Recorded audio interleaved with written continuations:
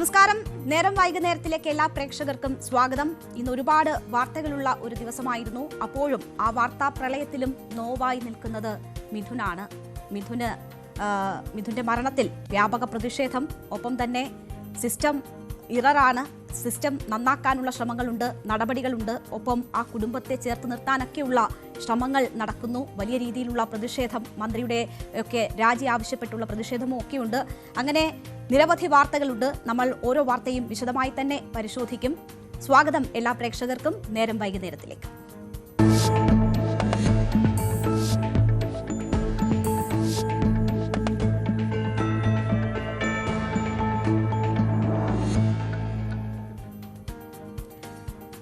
നമ്മുടെ focus number 1 അത് മിഥുന്റെ മരണം തന്നെയാണ്. കൊല്ലം തേവലക്കര സ്കൂളിലെ ബോയ്സ് സ്കൂളിലെ മിഥുൻ എന്ന 8ാം ക്ലാസ് വിദ്യാർത്ഥി മരിച്ച സംഭവത്തിൽ നടപടികളിലേക്ക് സർക്കാർ കടന്നിരിക്കുകയാണ്.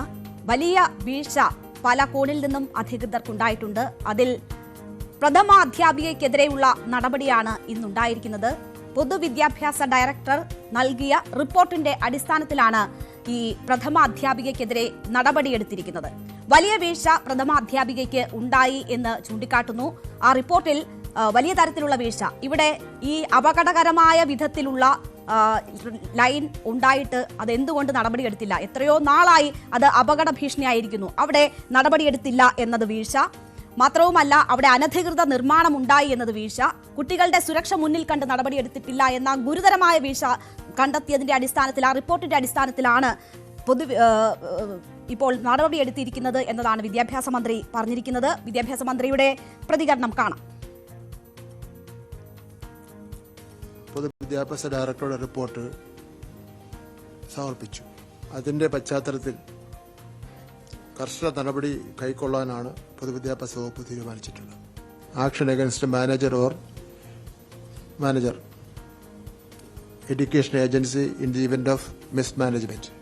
സ്കൂളിലെ പ്രധാന അധ്യാപികയെ അടിയന്തരമായി സസ്പെൻഡ് ചെയ്യണം. അത് മാനേജ്മെന്റാണ് ചെയ്യേണ്ടത്. മാനേജ്മെന്റ് ചെയ്തില്ലെങ്കിൽ ഗവൺമെന്റ് ചെയ്യും.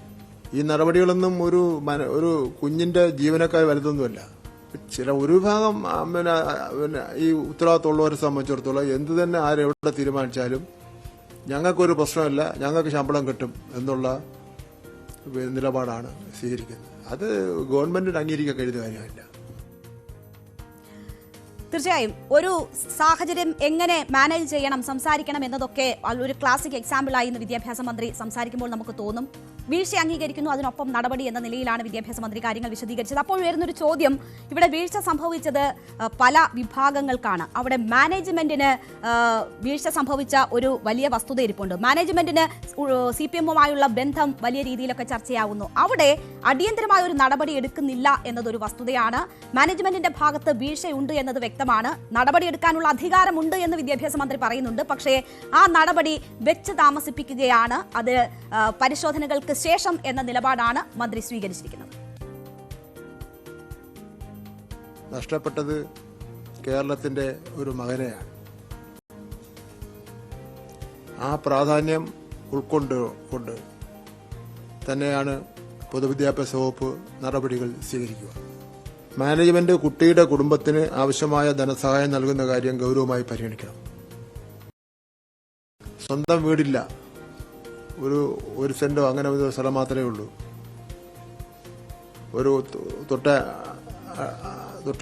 ഒരു അനിയനും കൂടെ ഉണ്ട്.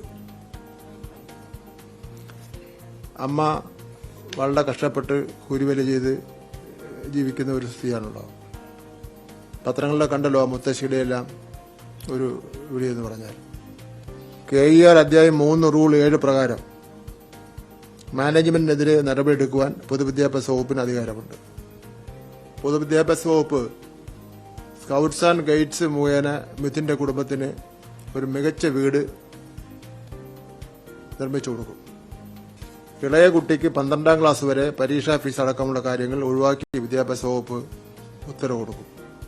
മിഥുന്റെ കുടുംബത്തിന് അടിയന്തര സഹായമെന്ന നിലയിൽ 3 ലക്ഷം രൂപ നൽകും. അടിയന്തര സഹായം നൽകുമെന്ന കാര്യം പറയുന്നുണ്ട്. കുടുംബത്തെ ചേർത്ത് നിർത്താനുള്ള നീക്കങ്ങളാണ് നടക്കുന്നത്. ഇവിടെ മന്ത്രി ചൂണ്ടിക്കാട്ടുന്ന ഒരു കാര്യമുണ്ട്. മുഖ്യമന്ത്രി തന്നെ പങ്കെടുത്തുകൊണ്ട് ഈ അധ്യയന വർഷ ആരംഭത്തിൽ ഈ സുരക്ഷ സംബന്ധിച്ചുള്ള അവലോകനങ്ങൾ നടന്നിരുന്നു. കൃത്യമായ നിർദ്ദേശങ്ങൾ സ്കൂൾ അധികൃതർക്ക് നൽകിയിരുന്നു. മാനേജ്മെന്റുകൾ ഒക്കെ ഭാഗമായിട്ടുള്ള ചർച്ചയിലാണ് ഈ കാര്യങ്ങളൊക്കെയും വിശദീകരിച്ചത്. അവിടെ ഇപ്പോൾ പൊതുവിദ്യാഭ്യാസ ഡയറക്ടറേറ്റ് പുറത്തിറക്കിയ സുരക്ഷാ കാര്യങ്ങൾക്ക് സ്കൂളുകൾക്ക് നൽകിയിരിക്കുന്ന നിർദ്ദേശങ്ങളും ചർച്ചയാവുകയാണ്. അതിന്റെ നിർദ്ദേശങ്ങളിൽ 9ാമത് വളരെ വ്യക്തമായി തന്നെ പറയുന്നുണ്ട് എങ്ങനെയാണ് വൈദ്യുതി ലൈനുകളുമായി ബന്ധപ്പെട്ട് സ്കൂളുകളിൽ സുരക്ഷ ഒരുക്കേണ്ടത് എന്നത്. അപകടകരമായ വിധത്തിൽ വൈദ്യുതി ലൈനുകൾ പോകുന്നുണ്ട് എങ്കിൽ അത് KSEBയെ അറിയിക്കണം, നടപടിയെടുക്കണമെന്ന് പറയുന്നുണ്ട്. സ്കൂളിൽ മാത്രമല്ല, സ്കൂളിന് പരിസരത്ത് പോലും അത്തരം കാര്യങ്ങളുണ്ട് എങ്കിൽ കൃത്യമായി അതിൽ ഇടപെടൽ ഉണ്ടാകണം എന്നത് വളരെ വ്യക്തമായി തന്നെ ആ നിർദ്ദേശങ്ങളിൽ പറയുന്നുണ്ട്. അപ്പോൾ സർക്കാർ കൊടുത്ത നിർദ്ദേശങ്ങൾ ഒന്ന് വായിച്ചു നോക്കിയിരുന്നെങ്കിൽ, അതിൽ നടപടിയെടുത്തിരുന്നുവെങ്കിൽ ഈ കുട്ടിയുടെ ജീവൻ, മിഥുന്റെ ജീവൻ നഷ്ടമാകില്ലായിരുന്നു. ആ കുടുംബത്തിന് അവരുടെ പ്രതീക്ഷയായ കുഞ്ഞിനെ നഷ്ടപ്പെടില്ലായിരുന്നു. അപ്പോൾ സർക്കാർ നിർദ്ദേശം നൽകിയിട്ടുണ്ട്, അത് പാലിക്കപ്പെട്ടിട്ടില്ല എന്നതാണ് ഇതിൽ വ്യക്തമാകുന്നത്. മുഖ്യമന്ത്രി തന്നെ അധ്യക്ഷതയിലാണ് യോഗം ചേർന്നത്. അത് മാത്രവുമല്ല, ഈ മാസം ആദ്യവും വിദ്യാഭ്യാസ മന്ത്രിയുടെ നേതൃത്വത്തിലും ഈ രീതിയിൽ ഒരു കൂടിക്കാഴ്ച നടന്നിരുന്നു. സ്കൂൾ അധികൃതരുമായൊക്കെ നടന്നിരുന്നു. ഈ ഫിറ്റ്നസുമായി ബന്ധപ്പെട്ടൊക്കെ കൃത്യമായ നടപടികൾ എടുത്തിട്ടുണ്ട്. പക്ഷേ നമ്മുടെ സിസ്റ്റം ഇറർ എന്ന് പറയുന്നത് പോലെ നമ്മൾ സർക്കാർ കൊടുക്കുന്ന നിർദ്ദേശങ്ങൾ പോലും പാലിക്കപ്പെടുന്നില്ല എന്നതാണ് അതിനകത്ത് വ്യക്തമാകുന്ന ഒരു കാര്യം. ഇന്ന് പലരും ആ വീട് സന്ദർശിക്കുകയുണ്ടായി. അതിൽ പ്രമുഖരായ വ്യക്തികളുണ്ട്, നാട്ടുകാരുണ്ട്, സാധാരണക്കാരുണ്ട്. ഒരു കുട്ടിയുടെ മരണം സംഭവിച്ച വിവരം അറിഞ്ഞ് അവിടേക്ക് ഒഴുകിയെത്തുകയാണ്. ബാലാവകാശ കമ്മീഷനും ഇന്ന് ആ സ്കൂൾ സന്ദർശിക്കുകയുണ്ടായി. ആ സ്കൂൾ സന്ദർശിച്ച ബാലാവകാശ കമ്മീഷൻ മാധ്യമങ്ങളോട് പറഞ്ഞത് ഗുരുതര വീഴ്ചയുണ്ടായിട്ടുണ്ട് എന്നത് തന്നെയാണ്. വലിയ രീതിയിലുള്ള സുരക്ഷാ വീഴ്ചയുണ്ടായിട്ടുണ്ട്. കുറ്റക്കാരായിട്ടുള്ളവർക്കെതിരെ കർശന നടപടിയെടുക്കാനുള്ള നിർദ്ദേശം നൽകും എന്നതാണ് ബാലാവകാശ കമ്മീഷൻ. KV മനോജ് കുമാർ പ്രതികരിച്ചത്. ഇവിടുന്ന് കാഴ്ചയിൽ തന്നെ ഇത് കാണുന്നുണ്ട്. കുട്ടികൾക്ക് അതുവഴി ഇറങ്ങി വരാൻ കഴിയുന്ന തരത്തിൽ കുട്ടികളല്ലേ, കുട്ടികൾ ഉണ്ടാവുന്ന എല്ലാ സ്ഥലങ്ങളും സുരക്ഷിതമായിരിക്കണമെന്ന് തന്നെയാണ് ഞങ്ങൾ ആഗ്രഹിക്കുന്നത്. ഗവൺമെന്റ് നിലപാടും അത് തന്നെയാണെന്നാണ് ഞങ്ങൾ മനസ്സിലാക്കുന്നത്. പക്ഷെ ഇങ്ങനെയൊരു സംവിധാനം ഇവിടെ ഇത്രയും കാലമായിട്ടുണ്ടായിട്ടും ബന്ധപ്പെട്ട അധികാരികൾ അത് ശ്രദ്ധിച്ചില്ല എന്നത് വീഴ്ചയായിട്ട് തന്നെ കമ്മീഷൻ കാണുകയാണ്. അതിൽ ഇലക്ട്രിസിറ്റി ബോർഡിന്റെ ഭാഗത്തുനിന്ന് ഉണ്ടായിട്ടുണ്ടാവാം, പഞ്ചായത്തിന്റെ ഭാഗത്തുനിന്ന് ഉണ്ടായിട്ടുണ്ടാവാം, വിദ്യാഭ്യാസ വകുപ്പിന്റെ ഭാഗത്തുനിന്ന് ഉണ്ടായിട്ടുണ്ടാവാം. ഇത് പരിഹരിക്കാൻ ഒരു അപകടം നടക്കേണ്ടി വന്നു എന്ന് പറയുന്നത്, ഒരു ദുരന്തം നടക്കേണ്ടി വന്നു എന്ന് പറയുന്നത് വളരെ കഷ്ടമാണ്. ഇതൊക്കെ പരിശോധിക്കാനുള്ള സംവിധാനങ്ങൾ, ഉദ്യോഗസ്ഥ സംവിധാനങ്ങളൊക്കെ ഇവിടെ ഉണ്ടായിട്ടും അത് ചെയ്തില്ല എന്നുള്ളത് വളരെ ഗൌരവത്തോടുകൂടി തന്നെ കമ്മീഷൻ പരിശോധിക്കും. ആർക്കൊക്കെ വീഴ്ച വന്നിട്ടുണ്ട് എന്നുള്ളതും കൂടെ പരിശോധിച്ച് അതിനാവശ്യമായ നടപടികൾ സ്വീകരിക്കാൻ സർക്കാരോട് കമ്മീഷൻ ആവശ്യപ്പെടും.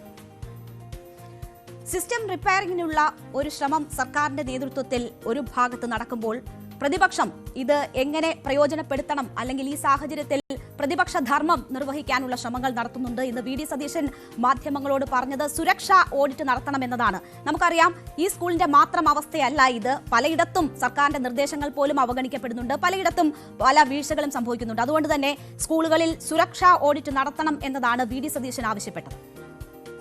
അടിയന്തരമായി ഇത് ഗുരുതരമായ വീഴ്ചകളുണ്ട്. കാരണം ഇതിനു മുൻപും ചൂണ്ടിക്കാട്ടിയിട്ടുള്ളതാണ്. ഇതൊരു ആദ്യത്തെ സംഭവമല്ല. സ്കൂളുകളിൽ സുരക്ഷാ ഓഡിറ്റ് വേണം. അതുണ്ടായിരുന്നെങ്കിൽ ഈ ലൈൻ അതിന്റെ മീതെ കൂടി പോകുമായിരുന്നു. ആ ഗുരുതരമായ വീഴ്ചയാണ്, എല്ലാവരുടെയും ഭാഗത്തു നിന്ന വീഴ്ചയുണ്ട്. ആ വീഴ്ച ഇനി ഉണ്ടാകാതിരിക്കാനുള്ള, ഇനി ഒരു കുഞ്ഞിനും ഇത് ഉണ്ടാകാതിരിക്കാനുള്ള കാര്യങ്ങളല്ലേ ചെയ്യേണ്ടത്. ആരാണെങ്കിലും ഇത്തരം സംഭവങ്ങൾ ഉണ്ടാകുമ്പോൾ അങ്ങനെയല്ലേ ചെയ്യുള്ളൂ. എന്നിട്ട് ഇവര് മാറി മാറി എന്ന് പരിഹസിക്കുകയാണ്. ഇപ്പോൾ ഒരു കുറ്റവാളിയെ കണ്ടെത്തി, ചെരുപ്പ് എടുക്കാൻ വേണ്ടിയിട്ട് മോളിൽ കയറിയ കുട്ടിയാണ് ഇപ്പോൾ കുറ്റവാളി. കുഞ്ഞുങ്ങളെ കുറിച്ച് ഒന്ന് അന്വേഷിച്ചു. കുഞ്ഞുങ്ങൾ ആ പ്രായത്തിൽ ചെയ്യുന്നത്, കുഞ്ഞുങ്ങൾ ആ പ്രായത്തിൽ വെള്ളത്തിൽ ചാടും, മോളിൽ കയറും, എല്ലാം ചെയ്യും. കുട്ടികൾ എന്തും ചെയ്യും. അത് മന്ത്രി ചിഞ്ചുറാണിക്കെതിരെയുള്ള ഒരു പരാമർശം കൂടിയാണ് പ്രതിപക്ഷ നേതാവിന്റെ ഭാഗത്തു നിന്നും ഉണ്ടായിട്ടുള്ളത്. നാവ് നിയന്ത്രിക്കണം എന്നതാണ് പ്രതിപക്ഷ നേതാവ് സൂചിപ്പിച്ചത്. ഇവിടെ ഇപ്പോൾ വലിയ രീതിയിലുള്ള പ്രതിഷേധം വിദ്യാർത്ഥി സംഘടനകളുടെ ഭാഗത്തു നിന്നും ഉയരുന്നുണ്ട്, മറ്റ് പ്രതിപക്ഷ പാർട്ടികളുടെ ഭാഗത്തു നിന്ന് ഉയരുന്നുണ്ട്. ഇന്നൊരു പ്രതിഷേധ പരമ്പര തന്നെയാണ് തേവരക്കരയിലെ ഈ ബോയ്സ് ഹൈസ്കൂളിന് മുന്നിലേക്ക് ഉണ്ടായത്. വലിയ രീതിയിൽ ചില സമയങ്ങളിലൊക്കെ അതൊരു സംഘർഷത്തിലേക്ക് പോലും വഴിമാറുന്ന സാഹചര്യവും ഉണ്ടായി. പോരാട്ടം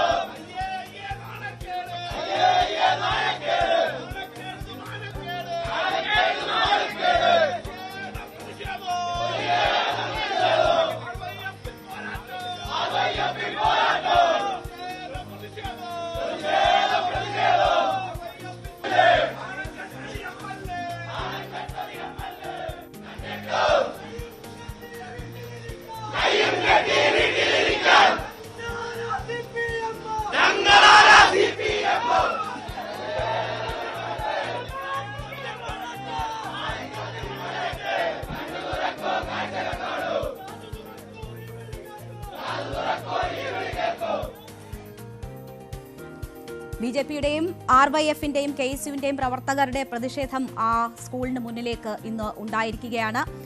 ഈ പ്രതിഷേധമൊക്കെ ഒരു സ്ഥലത്ത് നടക്കുമ്പോൾ ആ കുടുംബത്തിനൊപ്പം ചേർന്ന് നിൽക്കാൻ സർക്കാർ ശ്രമം നടത്തുന്നുണ്ട്. ഒരു വീഴ്ച സംഭവിച്ചു, അതിൽ ഇനി ആ കുടുംബത്തിന് ആശ്വാസമാകണം, അവർക്ക് നീതി കിട്ടണമെങ്കിൽ കുറ്റക്കാർക്കെതിരെ നടപടി ഉണ്ടാകണം. ആ നടപടികളാണ് സർക്കാരിന്റെ ഭാഗത്തു നിന്നും ഉണ്ടാകേണ്ടത്. ഇന്ന് മന്ത്രിമാരുടെ ഒരു സംഘം തന്നെ ആ വീട് സന്ദർശിച്ചു. രാവിലെ ചിഞ്ചുറാണി ആ വീട്ടിലെത്തി. ഇപ്പോൾ ഉച്ചയ്ക്ക് ശേഷം ഈ പ്രതിഷേധങ്ങളൊന്ന് അവസാനിച്ചപ്പോൾ വിദ്യാഭ്യാസ മന്ത്രിയും KN ബാലഗോപാൽ ഉൾപ്പെടെയുള്ള മറ്റു മന്ത്രിമാരും ആ വീട്ടിലെത്തി അവരുടെ കുടുംബാംഗങ്ങളെ കണ്ടു, അവരെ ആശ്വസിപ്പിച്ചു.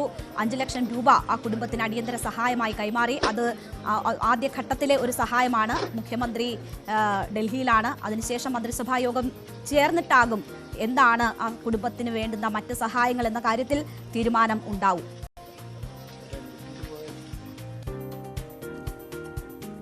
സംഭവിക്കാൻ പാടില്ലാത്തതാണ് സംഭവിച്ചത്. അതിൽ പ്രശ്നപരിഹാരം ഒരു ഭാഗത്ത് നടക്കുമ്പോൾ അനാവശ്യ വിവാദങ്ങളിലേക്ക് എടുത്തു ചാടുകയായിരുന്നു മന്ത്രി ചിഞ്ചുറാണി. ഇന്നലെ ഈ നോവിൽ, മിഥുന്റെ വിയോഗത്തിന്റെ നോവിൽ, ആ ദുരന്തത്തിന്റെ നോവിൽ കേരളം ഇരിക്കുമ്പോൾ ആടിയും പാടിയും സൂമ്പ കളിച്ചും ഒപ്പം തന്നെ ആ കുഞ്ഞിനെ പഴിച്ചുമായിരുന്നു മന്ത്രിയുടെ പ്രതികരണം. അത് വലിയ വിവാദങ്ങളാണ് സൃഷ്ടിച്ചത്. അതിനൊടുവിൽ വലിയ രീതിയിൽ പ്രതികരണങ്ങളും വിമർശനങ്ങളും ഉണ്ടായപ്പോൾ അവർക്ക് അത് തിരുത്തേണ്ടി വന്നു. മന്ത്രി ഇന്ന് രാവിലെ തന്നെ ആ വീട്ടിലെത്തിയാണ് അതിനുള്ള പരിഹാര നടപടികൾ തേടിയത്. ആദ്യം ഇന്നലെ വിവാദത്തിന് കാരണമായ മന്ത്രിയുടെ പ്രതികരണം ഒന്ന് കേൾക്കാം. അപ്പൊ അത് ആരെങ്കിലും അധ്യാപകരുടെ കുഴപ്പമൊന്നുമില്ല. പക്ഷെ നമ്മുടെ കുഞ്ഞുങ്ങൾ കളിച്ച് ഇതിന്റെ മുകളിലൊക്കെ ചെന്ന് കയറുമ്പോൾ ഇത്രയും ആപൽക്കരമായിട്ടുള്ള സംഭവങ്ങൾ ഉണ്ടാകുമോ എന്ന് നമുക്കറിയുമോ? നമ്മളൊക്കെ അന്തിച്ചു പോകും. ഒരു കുഞ്ഞ് രാവിലെ സ്കൂളിൽ ഒരുങ്ങിപ്പോയ കുഞ്ഞാണ്. ആ കുഞ്ഞ് മരിച്ച് തിരിച്ചു വരുന്നൊരവസ്ഥ. ഒരുപക്ഷെ നമുക്ക് അധ്യാപകരെ നമുക്ക് കുറ്റം പറയാൻ പറ്റില്ല. നമ്മുടെ കുഞ്ഞുങ്ങൾ അവിടെ കയറരുതെന്ന് സഹപാഠികൾ പറഞ്ഞിട്ട് പോലും അവൻ അതിനകത്ത് വലിച്ചു കയറി എന്നുള്ളതാണ് നമുക്കറിയുവാൻ. അങ്ങനെയുള്ള നിരന്തരം സംഭവങ്ങളാണ്. വെള്ളം എവിടെ കണ്ടാലും ഇന്ന് കുഞ്ഞുങ്ങളെല്ലാം കൂട്ടായി ചേർന്ന് വെള്ളത്തിൽ പോവുകയാണ്. എന്തായാലും വലിയ വിമർശനമുണ്ടായി. CPI നേതൃത്വത്തിന് തന്നെ അത് ഉൾക്കൊള്ളാൻ പറ്റാത്ത പ്രതികരണമാണ് എന്നത് മനസ്സിലായി. ബിനോയ് വിശ്വം ചിഞ്ചുറാണിയെ വിളിച്ചു, സംസാരിച്ചു. അതിന്റെ അടിസ്ഥാനത്തിൽ അവർ ഇന്ന് രാവിലെ തന്നെ ആ വീട്ടിലെത്തി കുടുംബാംഗങ്ങളെ കണ്ടു, ആശ്വസിപ്പിച്ചു. അതിനുശേഷം മാധ്യമങ്ങളോട് സംസാരിക്കുമ്പോൾ തന്റെ വീഴ്ച തുറന്നു പറഞ്ഞ് അത് സമ്മതിക്കുകയായിരുന്നു ചിഞ്ചുറാണി ചെയ്തത്. ആ പ്രതികരണം കൂടി കാണാം. വീഴ്ചയൊക്കെ പരിശോധിക്കണം. കാരണം ഒരു ഷെഡ് അനധികൃതമായിട്ട് കിട്ടിയെന്നുള്ളതാണ് ഇപ്പൊ കേട്ടത്. അതിന്റെ മുകളിൽ ഇതുപോലെ തന്നെ കമ്പി, നമുക്കറിയാം കമ്പി എന്ന് പറഞ്ഞാൽ നിസ്സാരപ്പെട്ട കമ്പിയല്ല, അതിനകത്തോട്ട് അടുക്കാൻ ആർക്കും പറ്റത്തില്ല. അപ്പോൾ തീർച്ചയായിട്ടും അതൊക്കെ വളരെ നോക്കിയും കണ്ട് ഇത്രയധികം കുഞ്ഞുങ്ങൾ പഠിക്കുന്ന ഒരു സ്കൂളാകുമ്പോൾ അതിന് പ്രത്യേകിച്ച് സുരക്ഷ ഉൾപ്പെടെ ഉണ്ടാകണം. അത് KSEB അതിൻ്റെ വീഴ്ചയെ അവരും തുറന്നു പറഞ്ഞിട്ടുണ്ട്. ഏതായാലും ശരി, ഇതിന് നടപടി എടുക്കാൻ തന്നെയാണ് ഗവൺമെന്റ് തീരുമാനിച്ചിട്ടുള്ളത്. അതിൽ ഞാൻ അത് ശരിയാണ്. അങ്ങനെ പറയരുതായിരുന്നു. പക്ഷെ കുഞ്ഞതിന്റെ മേളിൽ കയറി എന്നുള്ളത് സത്യമാണ്. അങ്ങനെ കയറി എന്നുള്ളത് പറഞ്ഞ ഒരു വാക്കങ്ങോട്ടോ ഇങ്ങോട്ടോ ഒക്കെ തെറ്റ് തിരുത്തുകയാണ് മന്ത്രി ചെയ്തത്. എന്തായാലും മിഥുന്റെ സംസ്കാര ചടങ്ങുകൾ നാളെയാണ് തീരുമാനിച്ചിരിക്കുന്നത്. നാളെ എല്ലാവരെയും കൂട്ടുകാരായി കണ്ട എല്ലാവരെയും സഹായിക്കാനായി ഓടി നടന്ന മിഥുനെ ആ സ്കൂളിലേക്ക് എത്തിക്കും. സംസ്കാര ചടങ്ങുകൾ 4 മണിയോടുകൂടി ആയിരിക്കുമെന്നാണ് ഇപ്പോൾ ലഭിക്കുന്ന വിവരം. അമ്മ പുറപ്പെട്ടിട്ടുണ്ട് മിഥുനെ അവസാനമായി കാണാൻ. ആ അമ്മ വന്നുകൊണ്ടിരിക്കുകയാണ്, മകനെ അവസാനമായി കാണാൻ ആ വീട്ടിലേക്ക് വന്നുകൊണ്ടിരിക്കുന്നു. എന്തായാലും നാളെ സംസ്കാര ചടങ്ങുകൾ നടക്കും എന്നതാണ് നമുക്കിപ്പോൾ ലഭിക്കുന്ന വിവരം. നമ്മൾ പോകുന്നത് ഇനി ഫോക്കസ് നമ്പർ 2 നിമിഷപ്രിയയുടെ മോചനത്തിനായുള്ള ശ്രമങ്ങൾ തുടരും. നിമിഷപ്രിയയുടെ മോചനത്തിന് വേണ്ടിയുള്ള ശ്രമങ്ങൾ കൂടുതൽ ഊർജിതമാക്കാൻ ഒരുങ്ങുകയാണ് നിമിഷപ്രിയ ആക്ഷൻ കൗൺസിൽ. ഇന്ന് സുപ്രീം കോടതിയിൽ ഈ വിഷയം വീണ്ടും വന്നു. സുപ്രീം കോടതി ഈ വിഷയം പരിഗണിക്കുമ്പോൾ ഈ ആക്ഷൻ കൗൺസിൽ നൽകിയ ഹർജിക്കാരായ ആക്ഷൻ കൗൺസിൽ ചൂണ്ടിക്കാട്ടിയത് മധ്യസ്ഥ ശ്രമത്തിന് ഇന്ത്യയിൽ നിന്ന് ഒരു സംഘം പോകണം എന്ന ഒരു കാര്യമാണ് അവർ ആവശ്യപ്പെട്ടത്. അതിൽ കേന്ദ്രത്തിന്റെ പ്രതിനിധികൾ ഉണ്ടാകണമെന്ന ഒരു ആവശ്യവും അവർ മുന്നോട്ട് വെച്ചു. കേന്ദ്ര പ്രതിനിധികൾ, നയതന്ത്ര പ്രതിനിധികൾ തന്നെ ആ സംഘത്തിൽ ഉണ്ടാകണമെന്നതായിരുന്നു ഈ ഹർജിക്കാരുടെ ആവശ്യം. പക്ഷേ കോടതി ഇതിൽ നേരിട്ടുള്ള ഒരു ഇടപെടൽ നടത്തിയിട്ടില്ല. കോടതി ഇതിൽ കേന്ദ്ര സർക്കാരിന്റെ വിശദീകരണം എന്താണ്, കേന്ദ്ര സർക്കാരിന് എന്താണ് പറയാനുള്ളത് എന്ന് അവരോട് ചോദിക്കുകയാണ് ചെയ്തത്. അറ്റോർണി ജനറലിനോട് കോടതി അക്കാര്യം നിർദ്ദേശിച്ചു. അത് കേന്ദ്ര സർക്കാരുമായി ആലോചിച്ച് പറയാം എന്ന ഒരു മറുപടിയാണ് ഇതിൽ നൽകിയിരിക്കുന്നത് അറ്റോർണി ജനറൽ. എന്തായാലും അത് പ്രതീക്ഷയുള്ളതാണ് എന്നതാണ് നിമിഷപ്രിയ ആക്ഷൻ കൗൺസിൽ പറയുന്നത്. വളരെ ശക്തമായി ഈ മോചനത്തിനുള്ള ശ്രമങ്ങൾ തുടരുക എന്നതാണ് ആക്ഷൻ കൗൺസിലിന്റെ തീരുമാനം. എന്തിനാണ് ഈ മധ്യസ്ഥ ചർച്ചയ്ക്ക് ഒരു സംഘം വേണം എന്ന് നിമിഷപ്രിയയുടെ മോചനത്തിന് വേണ്ടി പ്രവർത്തിക്കുന്ന കൗൺസിൽ ആവശ്യപ്പെട്ടത് എന്ന് ചോദിച്ചാൽ, സാധ്യമായ നിലയിലെല്ലാം അവിടെ ഒരു സമ്മർദ്ദം നടത്തുക എന്നതാണ് അവർ ആഗ്രഹിക്കുന്നത്. അതിന് നയതന്ത്ര പ്രതിനിധികളുടെ സാന്നിധ്യം അത്യാവശ്യമാണ് എന്നവർ കരുതുന്നു. ആ സംഘം അവിടെ എത്തി തലാലിന്റെ സഹോദരനുമായി സംസാരിക്കണം, കുടുംബാംഗങ്ങളുമായി സംസാരിക്കണം, അവരെ വിശ്വാസത്തിലെടുക്കണം, ദയാധനം നൽകി ഈ വധശിക്ഷ ഒഴിവാക്കി കൊടുക്കുന്നതിനുള്ള ശ്രമങ്ങൾ നടത്തണം. അതിനുവേണ്ടിയാണ് ഇപ്പോൾ അവർ കേന്ദ്ര സംഘത്തിന്റെ കൂടി പ്രതിനിധികൾ വേണം ഈ സംഘത്തിൽ എന്നാവശ്യപ്പെടുന്നത്. 4 അംഗങ്ങളുള്ള ഒരു സംഘം പുറപ്പെടണം ഇവിടെ നിന്ന് യമനിലേക്ക് എന്നവർ പറയുന്നു. ആ 4 അംഗ സംഘത്തിൽ 2 നയതന്ത്ര പ്രതിനിധികൾ, മറ്റ് 2 മതപണ്ഡിതന്മാർ ഉൾപ്പെടെയുള്ളവർ വേണം എന്നതാണ് അവരുടെ ആവശ്യം. അപ്പോൾ ഏതൊക്കെ സാഹചര്യങ്ങൾ ഉണ്ടോ അത് പ്രയോജനപ്പെടുത്താനാണ് അവർ നീക്കം നടത്തുന്നത്. അതിന് കോടതിയുടെ കൂടി ഇടപെടൽ ആവശ്യപ്പെടുകയാണ്. പക്ഷേ നേരിട്ടിടപെടാത്ത കോടതി കേന്ദ്ര സർക്കാരിനോട് ഇക്കാര്യത്തിൽ വിശദീകരണം തേടിയിരിക്കുന്നു. കേന്ദ്ര സർക്കാർ ഇതിൽ നിലപാട് പറയാൻ പറഞ്ഞിരിക്കുന്നു. എങ്കിലും AG ഇന്ന് കോടതിയിൽ പറഞ്ഞ കാര്യങ്ങൾ തങ്ങൾക്ക് ആശ്വാസകരമാണ് എന്നതാണ് ആക്ഷൻ കൗൺസിൽ അംഗം കൂടിയായ അഡ്വക്കേറ്റ് മാധ്യമങ്ങളോട് സംസാരിച്ചപ്പോൾ പറഞ്ഞത്. സുഭാഷ് ചന്ദ്രന്റെ പ്രതികരണം കാണാം. ഇന്ന് അറ്റോർണി ജനറൽ ഈ ചർച്ചകൾ നടക്കുന്നു എന്നുള്ളൊരു കാര്യം മുന്നോട്ട് വെച്ചുകൊണ്ട് ഒരു 3 ആഴ്ചത്തെ കേസ് നീട്ടിവെക്കണമെന്ന് അഭ്യർത്ഥിച്ചുകൊണ്ടാണ് രാവിലെ മെൻഷൻ ചെയ്തത്. അദ്ദേഹത്തിൻ്റെ ആവശ്യത്തെ ഞങ്ങൾ എതിർത്തതൊന്നുമില്ല. അതേസമയം ഞങ്ങൾ ഞങ്ങളുടേതായിട്ടൊരു ആവശ്യമാണ് നിമിഷപ്രിയ ആക്ഷൻ കൗൺസിൽ ഇന്ന് കോടതി മുമ്പാകെ വെച്ചിരുന്നത്. അത് ചർച്ചകൾക്കായി ഇപ്പോൾ ചർച്ചകൾ ബഹുമാനപ്പെട്ട കാന്തപുരം അബൂബക്കർ മുസ്ലിയാരുടെയും നിമിഷപ്രിയ ആക്ഷൻ കൗൺസിലിൻ്റെയും ഒക്കെ നേതൃത്വത്തിൽ നടക്കുന്നുണ്ട്. സർക്കാരിൻ്റെ നേതൃത്വത്തിൽ സമാന്തരമായി നടക്കുന്നുണ്ട്. സർക്കാർ നടത്തുന്ന പ്രവർത്തനങ്ങൾക്ക് ഞങ്ങൾ നന്ദി പറഞ്ഞിട്ടുണ്ട്. അതോടൊപ്പം തന്നെ ഈ പ്രവർത്തനങ്ങൾ ഏകോപിപ്പിക്കേണ്ടതുണ്ട്. അപ്പോൾ 2 പണ്ഡിതന്മാർ കൂടി ഉൾപ്പെടുന്ന കേന്ദ്രത്തിലെ നയതന്ത്ര പ്രതിനിധികൾ കൂടി ഉൾപ്പെടുന്ന ഒരു സംഘം അവിടേക്ക് പോകണം. ഇപ്പോൾ വധശിക്ഷ മാറ്റിവെച്ചിരിക്കുകയാണ്. മറ്റൊരു തീയതി പ്രഖ്യാപിച്ചിട്ടില്ല. ആ തീയതി പ്രഖ്യാപിക്കുന്നതിനിടയിലുള്ള സമയത്ത് ഈ അനുനയ ശ്രമങ്ങൾ നടത്തുക എന്നതാണ് അവർ ഉദ്ദേശിക്കുന്നത്. എന്തായാലും കോടതി കേന്ദ്രത്തിനോട് അവരുടെ അഭിപ്രായം പറയാൻ പറഞ്ഞിട്ടുണ്ട്. ഇനി ഓഗസ്റ്റ് 14-നാണ് ഇത് വീണ്ടും പരിഗണിക്കുക. അത്രയധികം സമയം വരുന്നു എന്നൊരു ആശങ്കപ്പെടുത്തുന്ന കാര്യമുണ്ട്. ഒപ്പം തന്നെ വിദ്വേഷപരമായ ചർച്ചകൾ ഇവിടെ നടക്കുന്നത്, ക്രെഡിറ്റ് ചൊല്ലിയുള്ള തർക്കങ്ങൾ നടക്കുന്നത്, അതൊക്കെ ഈ നിമിഷപ്രിയയുടെ മോചനത്തിന് വെല്ലുവിളിയാകും. അതുണ്ടാകരുത് എന്ന ഓർമ്മപ്പെടുത്തൽ കൂടി ഹർജിക്കാർ ഇന്ന് ആ വിഷയം കൂടി കോടതിയുടെ ശ്രദ്ധയിൽ കൊണ്ടുവരുന്നതും നമ്മൾ കണ്ടു. നമ്മൾ ഇനി പോകുന്നു ഫോക്കസ് 3-യിലേക്ക്. ADGP MR അജിത് കുമാറിന് കുരുക്ക് മുറുകുന്നു.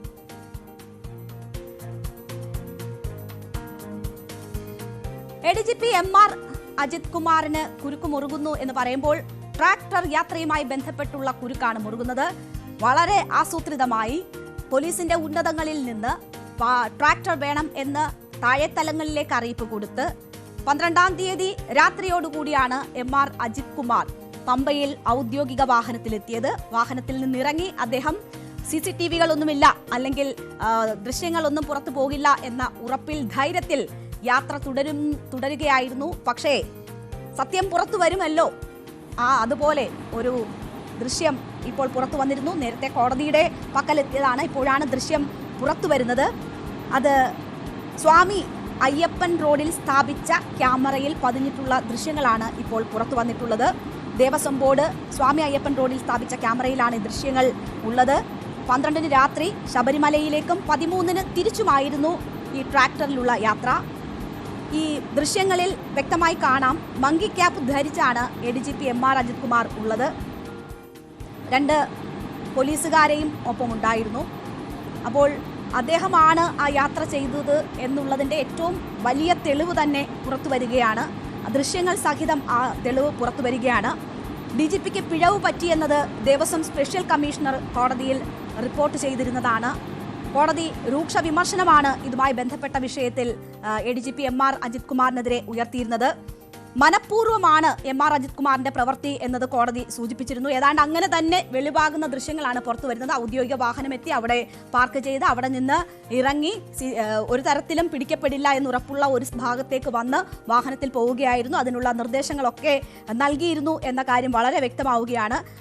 മനഃപൂർവ്വമുള്ള പ്രവൃത്തി എന്ന് കോടതി പറഞ്ഞ ഒരു സാഹചര്യം കൂടിയുണ്ട്. അത് തെളിയിക്കുന്ന ദൃശ്യങ്ങൾ ഇപ്പോൾ പുറത്തു വന്നിരിക്കുകയാണ്. ഇനി എന്ത് MR അജിത് കുമാറിന്റെ കാര്യത്തിൽ ഇനി എന്ത് എന്ന ചോദ്യം വരുമ്പോൾ ADGPയെ രക്ഷിക്കാൻ പോലീസ് സേന ഒന്നടങ്കം വലിയ രീതിയിലുള്ള ശ്രമം നടത്തുകയാണ്. അവർക്ക് ഈ ട്രാക്ടറിൽ വണ്ടി ഓടിച്ച പോലീസുകാരനെ മാത്രമാണ് അറിയാവുന്നത്. FIR-ൽ പേരുള്ളത് ഈ പോലീസുകാരൻ്റേത്, പോലീസ് ഡ്രൈവറുടേത് മാത്രമാണ്. മറ്റുള്ളവരെല്ലാം അജ്ഞാതരാണ്. അപ്പോ ഈ ദൃശ്യങ്ങൾ ഉൾപ്പെടെ പുറത്തു വരുമ്പോൾ ഇനി അജ്ഞാതൻ എന്ന് പറയാൻ കഴിയുമോ? പോലീസിന് നടപടികളിലേക്ക് പോകേണ്ടി വരുമോ എന്നത് ഒരു ചോദ്യം. മറ്റൊന്ന്, കോടതിയുടെ മുന്നിലാണ്. കോടതി ഈ വിഷയം വീണ്ടും പരിഗണിക്കുന്നുണ്ട്. അതിരൂക്ഷ വിമർശനം ഉണ്ടായ സാഹചര്യത്തിൽ കോടതി കടുത്ത നടപടികളിലേക്ക് പോകുമോ, നിർദ്ദേശങ്ങളിലേക്ക് പോകുമോ എന്നതാണ് ഏറ്റവും പ്രധാനപ്പെട്ട മറ്റൊരു കാര്യം. കോടതി ഈ ദൃശ്യങ്ങളുടെ കൂടി അടിസ്ഥാനത്തിൽ ഇപ്പോൾ തന്നെ രൂക്ഷമായ പ്രതികരണം നടത്തിയിട്ടുള്ള കോടതിക്ക് ഒരുപക്ഷെ നടപടികളിലേക്ക് പോകേണ്ടി വരില്ലേ? അത് MR അജിത് കുമാറിനെ എങ്ങനെ ബാധിക്കും?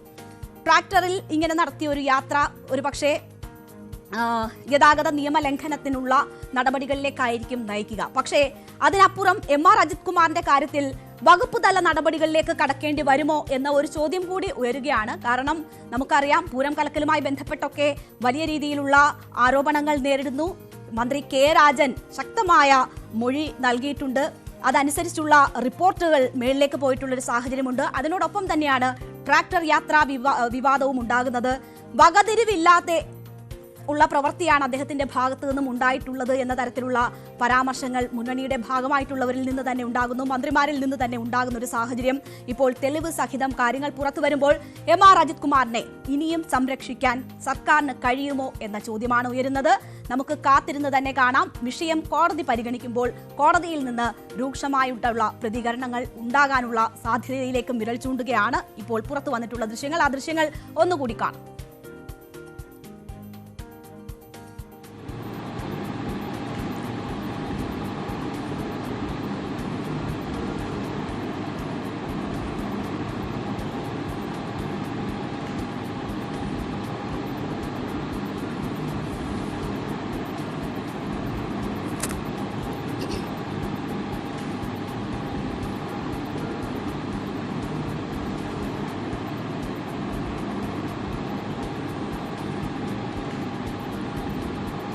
അടുത്തത് എത്ര? ഫോക്കസ് നമ്പർ 4 അല്ലേ?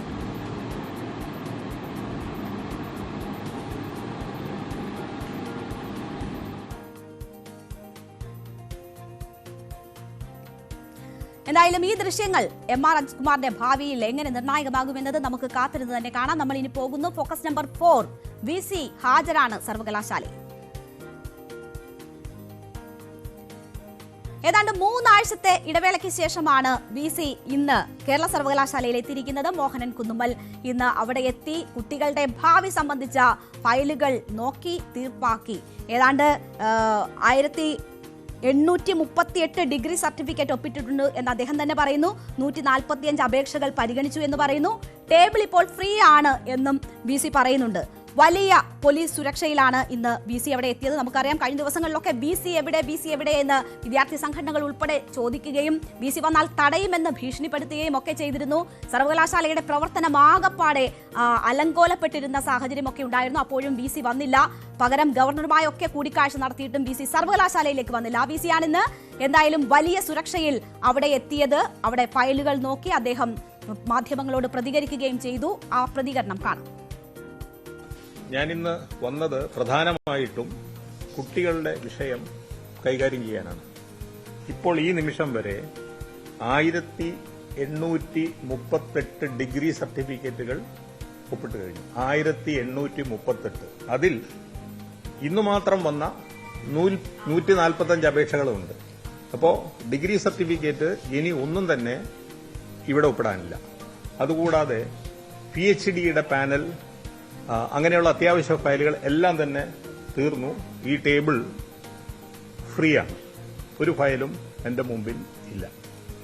അപ്പോൾ യൂണിവേഴ്സിറ്റിയുടെ കാര്യത്തിൽ ഞാൻ കഴിഞ്ഞ 30-ാം തീയതിയാണ് ഇവിടെ യൂണിവേഴ്സിറ്റിയിൽ വരികയും അന്നത്തെ എല്ലാ ഫയലുകൾ തീർക്കുകയും എല്ലാ ഡിഗ്രി സർട്ടിഫിക്കറ്റുകളും അപ്രൂവ് ചെയ്തു.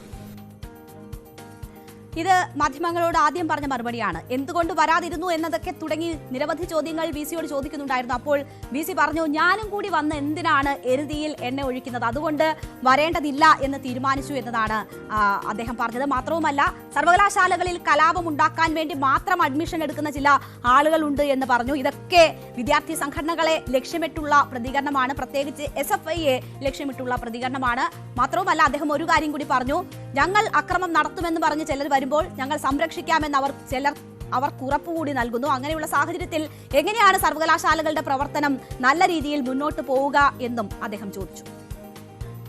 നിയമം പാലിക്കണം എന്നാണ് എനിക്ക് ഈ ആളുകളോട് പറയാനുള്ളത്. നിയമം എല്ലാവർക്കും ഉള്ളതാണ്. എനിക്കായിട്ടൊരു നിയമമില്ല, മറ്റൊരാൾക്കായിട്ട് നിയമമില്ല. ഈ നിയമമാണെങ്കിൽ നമ്മുടെ നാട് എത്രയോ വർഷമായിട്ട് പാലിക്കുന്നതാണ്. നമ്മളൊരു ജനാധിപത്യ രാജ്യമാണ്. ഇവിടെ നിയമം ഇല്ലെങ്കിൽ ഒന്നും ചെയ്യാൻ പറ്റില്ല. ഒരാൾക്ക് ഞാൻ നിയമം വയലേറ്റ് ചെയ്യുമെന്നും അദ്ദേഹത്തെ കുറെ പേര് സപ്പോർട്ട് ചെയ്യുമെന്നും ആ സപ്പോർട്ട് ചെയ്യുന്ന ആളുകൾ വിദ്യാർത്ഥികളെന്ന പേരിൽ കുറെ ആളുകളെ, അക്രമികളെ ഇറക്കുകയും ചെയ്തു കഴിഞ്ഞാൽ രാജ്യത്തിന് എങ്ങനെ മുന്നോട്ട് പോകാൻ കഴിയും? വിദ്യാഭ്യാസത്തിന് എങ്ങനെ മുന്നോട്ട് പോകാൻ കഴിയും? യൂണിവേഴ്സിറ്റി നന്നായിട്ട് നടക്കണം എന്ന കാര്യത്തിൽ ആർക്കും സംശയമൊന്നുമില്ല. പക്ഷെ ചില ആളുകൾക്ക് ഒരുപക്ഷെ നേതാവാകാൻ വേണ്ടിയിട്ടുള്ള കളിയാണ്.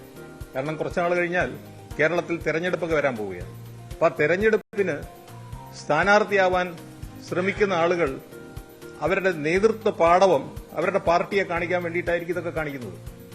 അപ്പോൾ പാർട്ടി വിചാരിക്കും ഇയാൾ നല്ലൊരു നേതാവാണല്ലോ എന്ന്. എനിക്ക് തോന്നുന്നു പാർട്ടികളൊന്നും അങ്ങനെ വിചാരിക്കില്ല എന്നാണ് എന്റെ വിചാരം. അപ്പോ ആ ആളുകളൊന്ന് മനസ്സിലാക്കണം, കേരളത്തിലെ ജനങ്ങൾ, കേരളത്തിലെ രാഷ്ട്രീയ കക്ഷികൾ ഒക്കെ പ്രബുദ്ധരാണ്. അവിടെ ഇത്തരം കോമാളിത്തരങ്ങൾ അവർ ദയവായി കാണിക്കരുത് എന്നും അവർ നല്ല രീതിയിൽ പെരുമാറിയാൽ ആളുകൾ അവരെ തിരിച്ചറിയുമെന്നും ഒരുപക്ഷെ അവർക്ക് ഇലക്ഷനിൽ മത്സരിച്ച് ജയിക്കുകയും ചെയ്യാം. അതിനു വേണ്ടിയിട്ടാണ് ഇത് കാണിക്കുന്നത് എന്ന കാര്യത്തിൽ യാതൊരു സംശയവുമില്ല. വി സി അവിടെ വലിയ സുരക്ഷയിൽ എത്തിയപ്പോൾ തന്നെ വി സി നടപടിയെടുത്ത ഔദ്യോഗിക വാഹനം പിടിച്ചുവെക്കാൻ ഉത്തരവിട്ട രജിസ്ട്രാറും ഇന്ന് സർവകലാശാലയിലെത്തി.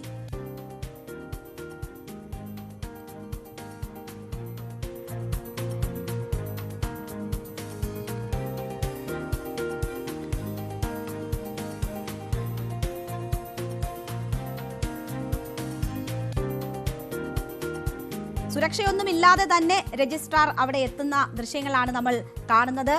എന്നാൽ വി സിയെ തടയുമെന്ന് പറഞ്ഞ SFI എവിടെ? എന്തുകൊണ്ടാണ് വി സിയെ SFI തടയാത്തത്? അങ്ങനെ ഒരു ചോദ്യം കൂടിയുണ്ട്. കാരണം വലിയ വെല്ലുവിളിയാണ് വിദ്യാർത്ഥി സംഘടനയുടെ ഭാഗത്തു നിന്നും ഉണ്ടായിരുന്നത്. അതിൽ എന്തുകൊണ്ട് SFI പിന്നോട്ട് പോയി?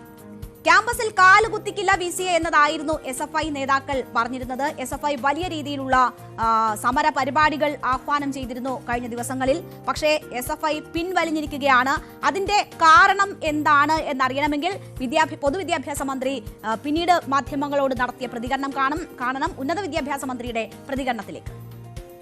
അതായത് ആ പ്രശ്നം പരിഹരിക്കുന്നതിനുള്ള ഇടപെടലുകൾ നടത്തിക്കൊണ്ടിരിക്കുകയാണ്. ഞാൻ ആവശ്യപ്പെട്ടിരുന്നു അദ്ദേഹത്തോട് കുട്ടികൾക്ക്, വിദ്യാർത്ഥികൾക്ക് ബുദ്ധിമുട്ടുണ്ടാകരുത് എന്നുള്ള കാര്യം. സംസാരിക്കുന്നുണ്ട് എല്ലാവരോടും, ആശയവിനിമയം നടത്തിക്കൊണ്ടിരിക്കുകയാണ് ഈ പ്രശ്നം പരിഹരിക്കുന്നതുമായി ബന്ധപ്പെട്ടുകൊണ്ട്. അതല്ലെങ്കിൽ നിയമപരമായിട്ടുള്ള ഒട്ടേറെ ഇടപെടൽ സാധ്യതകളുണ്ട്. അപ്പൊ ആദ്യം നമുക്ക് എല്ലാവരുമായിട്ട് ആശയവിനിമയം നടത്തിക്കൊണ്ടിരിക്കുകയാണ്. മ്യൂസിക്കും ചാൻസലർക്കും ഇടയ്ക്കൊരു അതോറിറ്റി ഉണ്ട്. സർവകലാശാലകൾ സ്ഥിരം സംഘർഷ ഭൂമിയാകുന്നത് വിദ്യാഭ്യാസ രംഗത്തെ തന്നെ ബാധിക്കും, അത് തിരിച്ചടിയാകുമെന്ന ബോധ്യത്തിലാണ് സർക്കാർ ഇപ്പോൾ പ്രശ്ന പരിഹാരത്തിന് ഇടപെട്ടിരിക്കുന്നത്.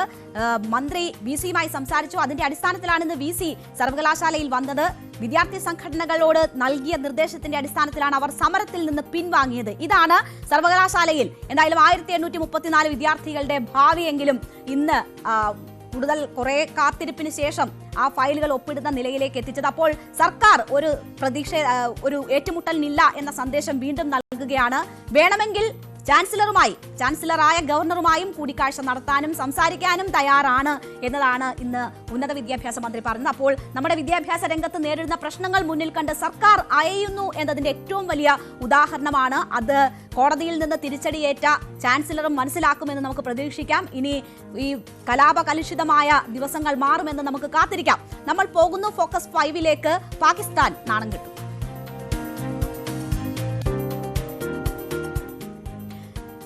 ട്രംപ് ഇതാ ഇങ്ങോട്ടേക്ക് വരുന്നു. 19 വർഷത്തിന് ശേഷം ഒരു അമേരിക്കൻ പ്രസിഡന്റ് പാകിസ്ഥാനിലേക്ക് എത്തുന്നു എന്നതാണ് കഴിഞ്ഞ ദിവസം പാകിസ്ഥാൻ മാധ്യമങ്ങൾ ആഘോഷിച്ച ഒരു വാർത്ത. 19 വർഷത്തിന് ശേഷം അമേരിക്കയുമായുള്ള ബന്ധം ശക്തിപ്പെട്ടതിന്റെ അടിസ്ഥാനത്തിൽ അമേരിക്കൻ പ്രസിഡന്റ് ഡൊണാൾഡ് ട്രംപ് പാകിസ്ഥാനിലേക്ക് എത്തുന്നു എന്നതായിരുന്നു ചില പാക് മാധ്യമങ്ങൾ റിപ്പോർട്ട് ചെയ്തത്, ചാനലുകൾ റിപ്പോർട്ട് ചെയ്തത്.